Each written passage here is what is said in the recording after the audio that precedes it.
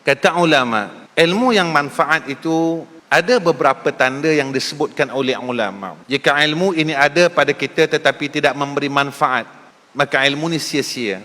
Yang pertama, kata ulama, seseorang yang mempunyai ilmu lalu diamalkan. Kita bila dengar tentang beramal dengan ilmu ini, cukuplah semayang sunat, tahu zikir-zikir. Jangan silap tuan-tuan. Orang yang tahu ilmu fiqh, dia kena beramal dengan ilmu fiqh. Orang yang tahu ilmu tauhid bukan sekadar ia mengaji ilmu tauhid. Kita belajar ilmu tauhid, sifat yang pertama wujud Allah. Tetapi saya bertanya dengan diri saya dan tuan-tuan, dalam hidup kita selama ini berapa kalikah kita merasai akan adanya Allah? Dalam perkataan kita, dalam perbuatan kita, di dalam solat kita. Ramadan kita akan lalui tidak lama lagi. Berapa kalikah kita merasai ada Allah di dalam bulan Ramadan? Allah didik kita di dalam salah dan 3 rukun tuan-tuan yang besar. Rukun qalbi, rukun qauli dan rukun fa'ili. Apa yang saya nak bawa kait tentang sifat wujud di dalam usul yang Allah didik kita, rukun qalbi di dalam salah. Tuan-tuan, dalam salah, qalbun kita tuan-tuan, ketika kita nak melakukan perkara yang membatalkan salah, contohnya, ada makanan di celah gigi kita, kita takut nak makan tuan-tuan. Ada daging ayam yang ada di celah gigi, lalu ia tercabut dan tertanggal, kita takut nak telan. Kenapa kita takut nak telan? Walhal daging ayam itu kita beli, dan daging ayam itu daripada mulut kita dan tak kotor pun. Kenapa kita takut nak telan? Kita kata batal salat. Siapa yang tahu?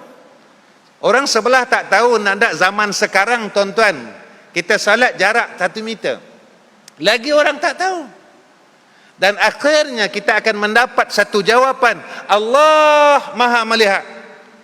Ketika inilah pengamalan sifat wujud itu kita amalkan dalam salat, yang disebut oleh ulama dalam kitab Qatrul Ghashiyah fi ilmi sufiyah, yaitu tentang perkataan yang disebut ma'iyah, yaitu rasa bersama dengan Allah Subhanahu wa ta'ala, rasa diperhatikan oleh Allah Subhanahu wa ta'ala. Dan inilah satu hadis yang ditanya oleh Jibril kepada Rasulullah sallallahu alaihi wasallam berkenaan dengan ihsan. Ma huwa al-ihsan? An ta'budallaha ka'annaka tarahu fa in lam yakun tarahu fa innahu yaraka. Apa itu ihsan dalam ibadah? Tatkala engkau melakukan ibadah seolah-olah engkau itu melihat akan Allah, bukan melihat zatnya tetapi rasa bersama Allah. Kenapa dalam solat kita boleh rasa sama Allah? Kenapa ketika nak mengumpat tak rasa Allah tengok dan Allah dengar? Kenapa nak cerita buruk orang kita tak rasa Allah melihat dan Allah mendengar? Kenapa ketika nak memaki orang lain kita tak rasa Allah melihat dan Allah mendengar? Maka ilmu usul kita sekadar sebagai ilmu, tidak menjadi manfaat, tidak menjadi ilmu nafi' dan yantafi'. Yantafi' ini jangan kita letak kepada yantafi' kepada ummah tuan-tuan. Yantafi' pada diri dulu, memberi manfaat pada diri. Kita selalu suluh ilmu manfaat itu memberi manfaat, kita suluh memberi manfaat kepada ummah, terlebih dahulu memberi manfaat kepada diri kita ini yang jauh dengan Allah. Kita belajar tasawuf tuan-tuan, adakah kita telah mengamalkan tasawuf itu? Walaupun tidak keseluruhannya. Kita selalu cakap, ya Allah aku lemah. Pernah tak tuan-tuan kita bercakap dengan Allah, ya Allah aku dah 30 tahun cari dunia tak lemah pun. Sakit-sakit pun kita mampu cari duit. Sakit-sakit pun, batuk-batuk pun kita mampu nak berniaga lagi, kita mampu nak berbincang hal-hal keduniaan. Ini satu keperluan. Keperluan yang kita bincang itu ada masa dan hadnya. Apabila sampai masanya, keperluan itu tidak perlu lagi pada kita. Fa idza jaa ajaluhum la yastakhiruna sa'atan wa la yastakdimun.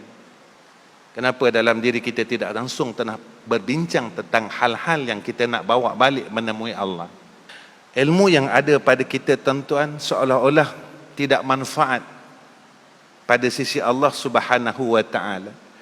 Tetapi pada sisi manusia manfaat, kerana kita digelar ustaz, kita digelar tuan guru, kita digelar sahibul fadilah al-fadil.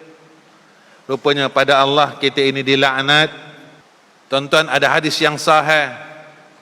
Besok di yaumul akhirah, golongan yang pertama dipanggil adalah daripada golongan ulama. Lalu Allah tanya, ulama ni bercakap bagian-bagian, Allah kata salah, tidak.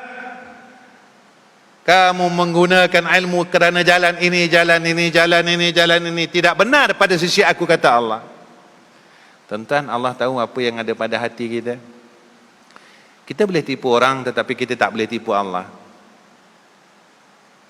Kita boleh tipu seluruh manusia dan seluruh makhluk dalam dunia ni, tapi kita tak boleh tipu Allah.